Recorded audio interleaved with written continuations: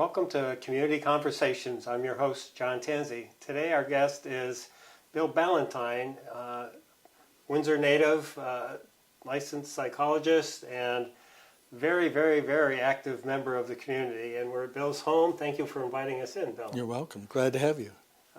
So I was thinking about how to introduce you, and I would say that you're one of what I would call a guardian angel of Windsor. You're kind of there doing something all the time, and so I think it'll be really interesting to get to know you better, but then also hear your thoughts about the community and so forth. But why don't we start at the beginning, like I often do. You were born here in Windsor, and then what? I mean, maybe explain how all that happened, and Okay. We can go from there. Okay. I'm a baby boomer. I was born in Windsor in the late 40s, and I'm the youngest of four children. My dad was a physician in Windsor, and my mother was a nurse. And we had an extended family. My father was one of six kids, and my mother was one of five. My mother wasn't born in Windsor, but she moved here when she was a young child. Her father moved his family here because he was hired by Mr. Kennedy of the Kennedy estate, Kennedy's Pond, and he was hired as a blacksmith, and his shop was in what is now the American Precision Museum. So that's how my mother got to Windsor. And in 1937, my mother became the first superintendent of what was then Windsor Hospital. And my father, being a physician, the two of them got together and eventually married, and shortly after that, and our family came along. I'm a graduate of Windsor High School in the mid-'60s. So for those of you that aren't quite as quick at math, that makes me in my late 70s. So I went to, I originally was planning after high school to go to college in Ohio. I had been accepted and was really looking forward to that. But a couple of weeks before I was ready to head off to college, my father died quite suddenly. And we didn't have a lot of extra money in our family, and I just imagined myself being in Ohio and never being able to get back home for visits even. So I transferred to the University of Vermont, and that's where my post-high school education started. I had a really rough start. I was still grieving the loss of my father, and it impacted how I faced college and dealt with things. And at the end of the first semester, the college said to me, maybe you should stay home a semester and think about if you really want to be in college. And so as a result of that, when I got home, my mother said, well, you're not going to sit around the house doing nothing, so find a job. So I got a job at Cone Automatic Machine Company, and I worked there as a machinist for about 6 months. That was quite an education. And then I heard there was that the St. Gaudens Museum was becoming a national park and that they were looking for employees. So I got hired there as a seasonal employee, and I enjoyed the work so much and enjoyed the people there that for the next 7 summers during college and when I returned to college and every summer, and after that through graduate school, the next 7 summers I worked at St. Gaudens National Park. So that was the beginning of that becoming a national park or museum. Right. I was actually the second employee once they became a national park. Yeah. Interesting. So we're just a short walk from what used to be the old Windsor Hospital on Main Street. What was it like growing up? I mean, did you live in this area? And then if you wanted to see mom and dad, you just walked or biked up the street, or how did that work? So we lived in a house just on Main Street here, one of the red brick historic homes there. And I grew up there, and so that made the hospital, like 5 houses away. I didn't see my dad a lot because he was just so busy. He was really committed to this community. That's one of the places I learned about giving to the community. And I'll tell the story a little bit later that might explain that even more. One story we tell in our family is that one day when I was about 7 years old, my mother said, woke me up, and I was getting ready for school, and she says, "So go take a bath." And I thought, well, why would I do that the first thing in the morning? That, I usually did that Saturday afternoon or something like that. And she said, "And put your pajamas and your bathrobe on." And why would I do that? I have to go to school. And she said, "No, this is something really important." So make a long story short, she told me to walk from our house up the street in my pajamas and bathrobe and to go to the hospital. And the head nurse there would meet me and, would show me around the hospital. Well, this just all seemed very strange to me as a 7-year-old. And so I did that. And the end of the story is I ended up in the operating room inhaling ether, and they took my tonsils out. Oh, wow. So that said something about our communication in our family. That was what it was like to live so close to the hospital. My mother actually didn't return to nursing until after my father died. So there was a long period of time where she wasn't doing that. What are some of the, like childhood memories in terms of what would you do during the summer growing up? I guess it depends on how old you were at a given time, but thinking back to Windsor at that time, you didn't have Facebook or video games and things like that. Right. So for summer, at least once a summer for a week or two, our family would climb into the station wagon and we would drive somewhere and go on vacation for a couple of weeks. My father, I mentioned, was one of 6 children, and we might go to visit relatives of his in Ohio or in South Carolina, or we might go to Maine. So those were vacations. Otherwise, it was we had a neighborhood full of kids, so we would be outdoors, and the proverbial, from sun up to sundown, we kids would be out playing, and the parents didn't seem that concerned. They weren't hovering over us. As long as we were home by dinner time, then that was okay with them.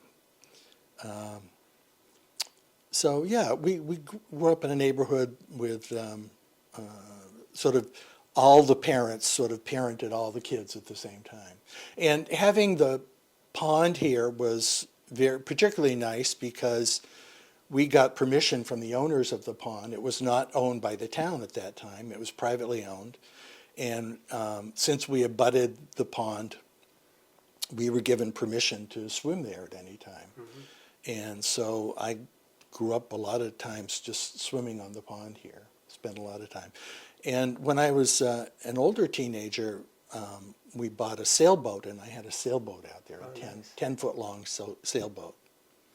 I actually hated that boat because it was fiberglass, and I was allergic to it, and I would go out and I'd be itching for the next 2 days after taking the sailboat out. That was owned by the Everett's family? Right, Yeah. right. But one thing that started as a result of that is I quite early became one of the stewards of that property. I would help Everett's family repair the bridges and repair the floats, and spent a lot of time, a lot of energy helping to maintain the pond. We were talking before the show about where the dam or the dike is and how that's clear now, but for a period of time at least, it was all trees, which Right. you don't necessarily want to have on with roots going down. Right. I forget what year, it was in the late 80s, I think, that Mr. Everett's, Alex Everett's, died, and the property became available, and the town purchased the pond, Lake Runnymede. And there was a big celebration. Hundreds of people came for that ceremony, and ironically, 2 hours after the ceremony was over, late in the afternoon, I got a phone call from a neighbor who said, the dam just broke. And I thought, yeah, this is quite a joke. And well, sure enough, the dam was built in 1896, and in 1986, I think it was, the dam did indeed broke. And a bunch of us went down there, and we filled sandbags, and we would throw the sandbags in the hole, and the force of the water would just spit them out. So within a couple of days, the pond was drained. So my wife and I thought that we would be living next to a swamp for the rest of our lives. And but by that time, my wife, Donna Swaney, was in the legislature, and she was able to get the state and FEMA to provide some funds so that the town was able to afford to rebuild the dam. And in that process, they took out all the trees and shrubs and that stuff that shouldn't be on an earthen dam anyway. Yeah. So, and then we have the beautiful pond next to us that we have now. Well, you mentioned your wonderful wife, Donna, who's one of Windsor's other guardian angels.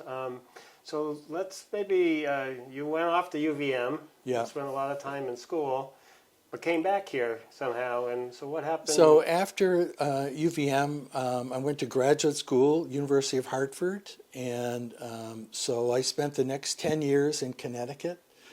My first job out of graduate school was worked for Yale University as a consultant and in a psychology program, and that's where I met my wife, and that's where I met Donna, and we married a few years later. I always knew growing up that I wanted to someday own a piece of Vermont, and I just didn't think it would happen this way. But what happened is my mother died in 1977, and she left our home to myself and my 3 siblings. And so Donna just loved it here so much. We figured out that we looked at our finances and figured out, well, we could move to Vermont and purchase the house, buy out my siblings, and would live here. And that's what we did. Donna got the first job here and allowed us to move here. And then eventually I got a job at Mount Escutney Hospital as in the psychiatry department there. And so that was the start of my career here in psychology. Mm-hmm. And do you practice, where do you practice now? So I had I worked for healthcare and rehabilitation services for several years. And then I went into private practice. And then I was recruited by West Central Behavioral Health, and I worked for them for almost 20 years. I was director of a child and family clinic in Claremont for a decade. And I also maintained a separate private practice where I specialized in the prevention of child abuse. And so I also had a private practice in Woodstock, Vermont for 10 years. Mm-hmm.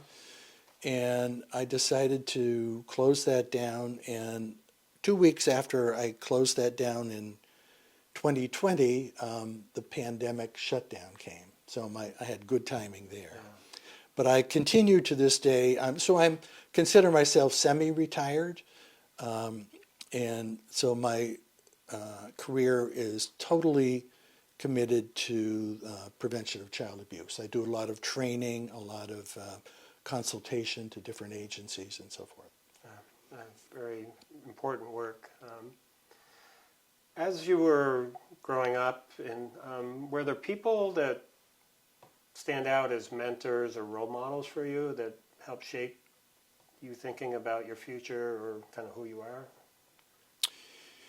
Well, certainly my family, my parents being in the medical profession.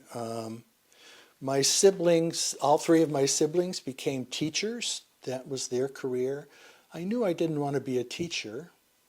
Probably the main reason I went into psychology is I did particularly well in college at that subject, and I kept pursuing it as much as I could, and found I did really well at it, enough to get a scholarship to graduate school. And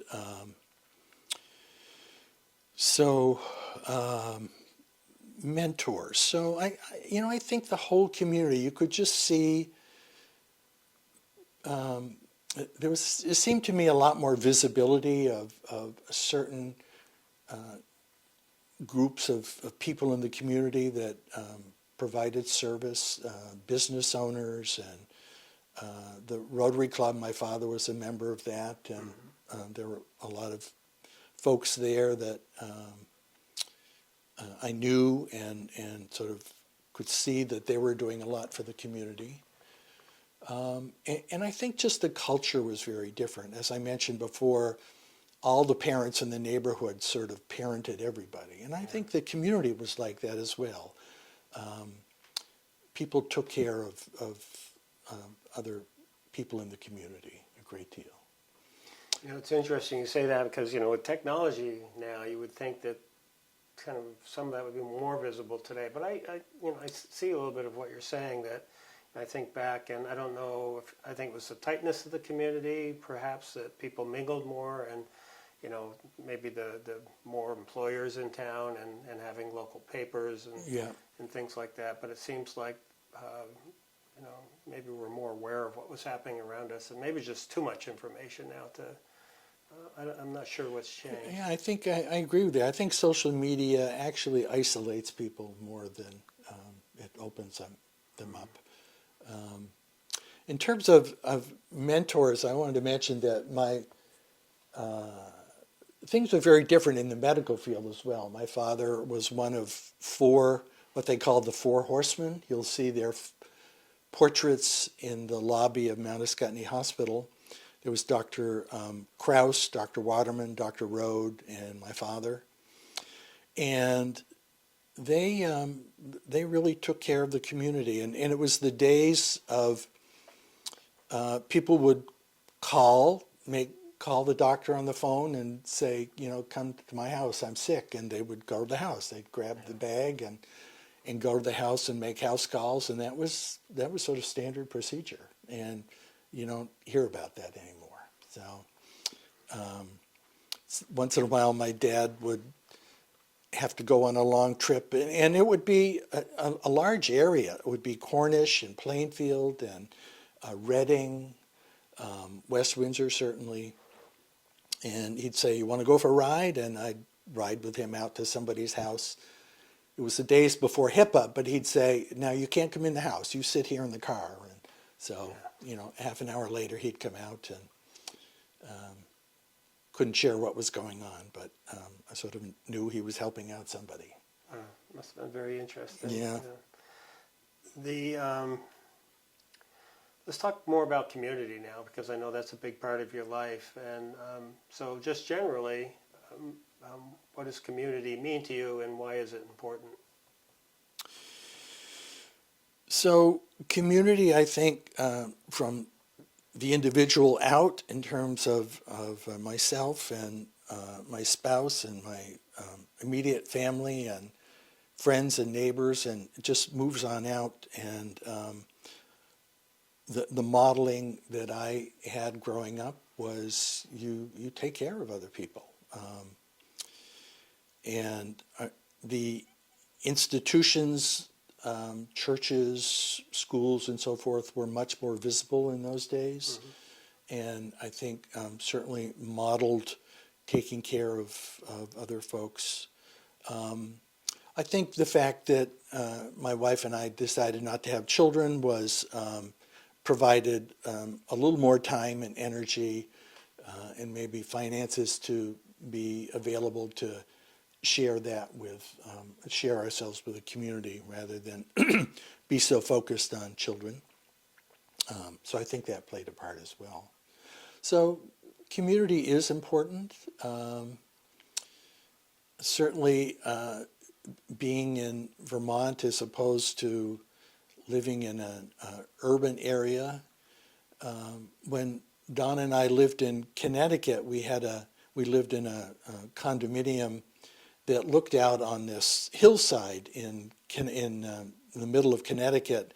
It was a beautiful tree-lined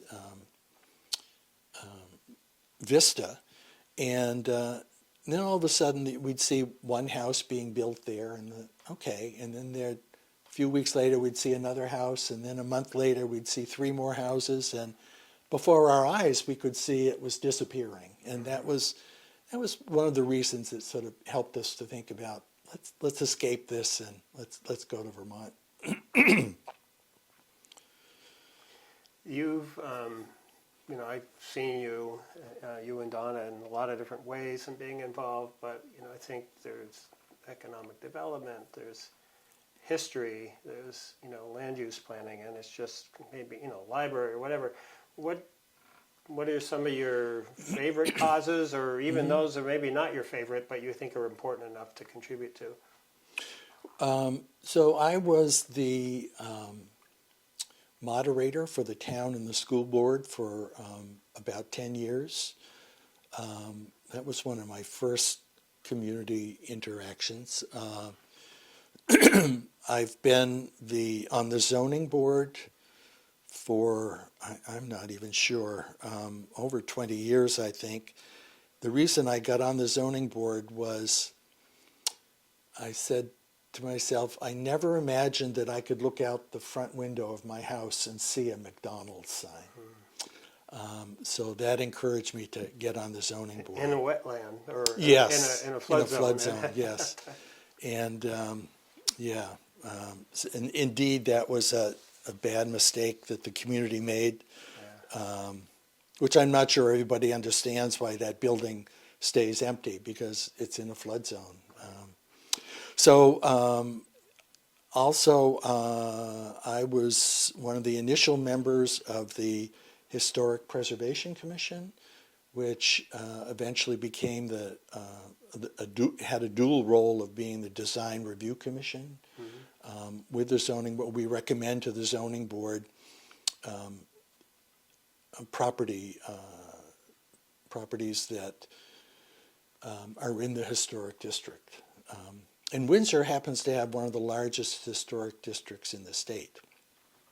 So I've always been interested in historic homes.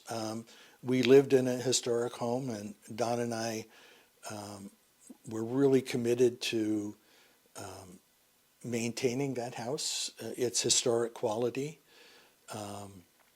Every time we made some change in the house, we changed the molding or something, we would put it away in the attic, so if somebody came along with lots of money and wanted to put it back to its original way, they could do that. Focusing on our own house sort of helped to understand historic homes and allowed me to give advice to other people around that. So I've always been interested in the history of Windsor. I used to do some writing in the past about Windsor, and I remember promising the producer here, Paula, that I would give her a number of those articles, but what I found out is that with my changes of computer and upgrading my computer over the years, all those files couldn't be opened anymore. It was very frustrating to see these titles of the history of Lake Runnymede and the history of this or that or the other building. And So they sit there. There are programs, I think, that can help. Yeah, go in well, and, I'll have to look into I have that. some of the same issues with my computer files, but I'm pretty sure there are ways to do that. But I haven't found that solution yet. But, well, again, I think I mentioned to you the other day we could probably spend 3 or 4 days just talking about all the ways you've been involved in over the years. What are some of you've seen kind of the ups and downs of kind of social or economic life in Windsor over the years. What are some of the highlights or lowlights, and then maybe talk a little bit about what Windsor's future. What do we need to do to kind of build on the rich tradition we have, but perhaps in a new way? So thinking about our talking today, I was reminded of seeing Cone Automatic Machine Company, Cone Blanchard, at its height. Goodyear Tire and Rubber Company, where they had many hundreds of employees and very active. To see the shifts change at certain times of day, there would be hundreds of people with workers that would be walking through town or driving through town, and that's something you just don't see anymore, because it was the early 90s, I guess, when both factories were gone by then. Right around that time, early mid, I remember seeing a labor strike, and I was a young kid, and one part of the labor force at Cone Blanchard went on strike, and it really struck me as a young kid because I couldn't quite understand this outward hostility of these guys men and women standing on the street screaming at each other and holding up signs and swearing at each other, and it really struck me, sort of stayed with me. So I've seen the community go through all kinds of things, where Windsor had 4 or 5 supermarkets. I only remember one movie theater, but I know there was a time when Windsor had actually 5 movie theaters. I haven't heard that. So the movie theater I recall was on what is now Constitution Common. Saw some interesting movies there as a kid for, I think, 25 cents it cost to go to the movies. So I've certainly been around to see a lot of changes. What's the future for Windsor? Well, I think maybe acknowledging that we are a bedroom community, that there's so many other areas of the region where it's going to focus on the stores and the industry. And we're not going to compete with that, so that we accept that we need to focus on housing and improving the housing stock here and making more housing available to people. It's always encouraging to hear young folks moving to town and hearing how they feel about Windsor. There are very positive feelings about the community. We haven't talked about the state prison, but that certainly, when I was a youngster, that was a force in the community, and I think it plays into sort of a negative attitude that some people have had about the community, looking down on the community, and even though it's decades ago, I think some of that still sort of low self-esteem hangs on. Would like to see that change. But I'm certainly pleased with some of a lot of the positive changes, the saving of a lot of historic buildings, the Windsor House and other historic buildings, the changes to the prison that's now a wonderful housing facility. The American Precision Museum, I know, is doing extremely well. We have a fairly new school. So I feel really positive about where we're at, and I'm going to do my part to see if we can keep heading in that direction. Yeah, it's interesting because it's often people that have come, relatively new to the area that you hear talking more, kind of energetically about, wow, look, there are two beautiful ponds, a lot of birds, there's a river, there's a mountain. So on the recreational side, there's just really so much to do, and then the history and the traditions here. So I think, as time evolves, things will change, but we have a lot of good stuff to build on and carry forward, for sure. I wanted to tell a brief story about my father. To this day, occasionally somebody will stop me in a store or on the street and tell me some story about my father. For example, somebody a few years ago stopped me and said, your father, my mother was pregnant and she was having difficulties, and your father, we lived on the top floor of what was called the block in those days, and your father walked up those stairs and he picked up my mother and he carried her down those stairs and put her in his car and drove her to the hospital and picked her up and carried her into the hospital. So stories that just you wouldn't believe, that you wouldn't hear about today. But the one story I wanted to tell about my father comes from our family lore. My father was, and all of his 5 siblings were born in India. And that's because his father was a missionary. His father and mother were missionaries in India. When my father was 6 years old, his father came back to the United States for every 7 years he'd come back and get a medical physical, and they found out he had cancer. So they sent a telegram to India and said, you have to get the family together and all come back to the United States. And so my grandmother, my father's mother, got all the kids together from 18 years old to 3 years old.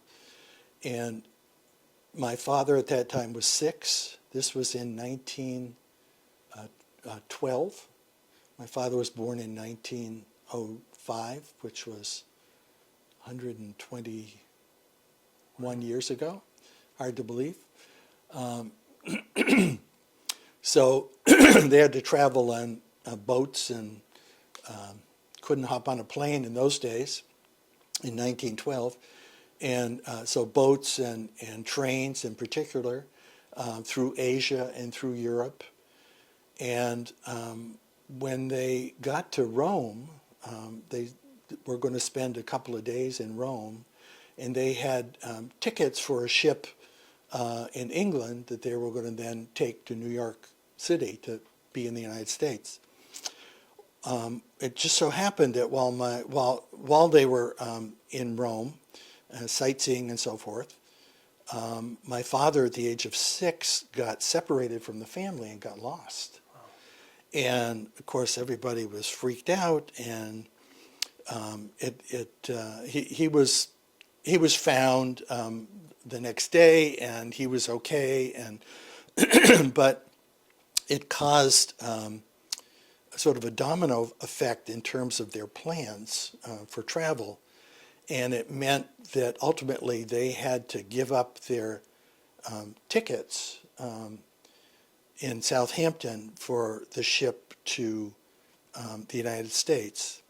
And some people listening to this may already be aware, given the date, and that what happened is because my father got lost and they had to change their plans, they had to give up their tickets on the Titanic. Oh, my.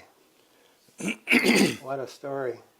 And so they came on a later ship to the United States. So that may in some way have something to do with why my father was so committed to giving to others and giving to the community, and what I learned from him. A second chance Yeah. on life. Wow, that's amazing. Maybe we touch on quickly before wrapping up, aside from your work and your volunteerism, which I think must consume a lot of time. I know you do other things, right, for fun. You're quite the handyman. What are some other like hobby type things that you have? So my biggest hobby is probably found object sculpture. And I'm very interested in sculpture, and that in some way came from my work at St. Gaudens. I have on the wall here one of my favorites, which is my homage to St. Gaudens. And I have some others around the lawn. I now have sold, one of my sculptures is in every New England state now. In somebody's garden. So many hidden talents here. Yeah, I'm proud of that. I enjoy that. So I'm always thinking things in my head of what I'm going to make next. But so that consumes a lot of my thinking, and so that's a way of expressing my artistic abilities. Great. And I do spend a lot of time working on the house and painting it myself and trying to stay ahead of contractors. And Yeah, it looks beautiful, and I see evidence of your artwork around, and good artistic taste. So we're going to wrap up now, but are there any final reflections or words of wisdom you'd like to share with the viewing audience? Well, I hope this discussion might encourage people to think about becoming more involved in volunteerism. And there are lots of opportunities, and it's very easy. It doesn't necessarily mean a commitment of time. It might mean walking down the main street in Windsor and picking up a tin can that's in the gutter and throwing it away rather than just leaving it there. So I hope, I think we all have a job to do. Green Up Day is coming soon, so that's another easy opportunity to commit to the community and meet people while you're doing it too. Right, Yeah. Absolutely, yeah. Well, thank you.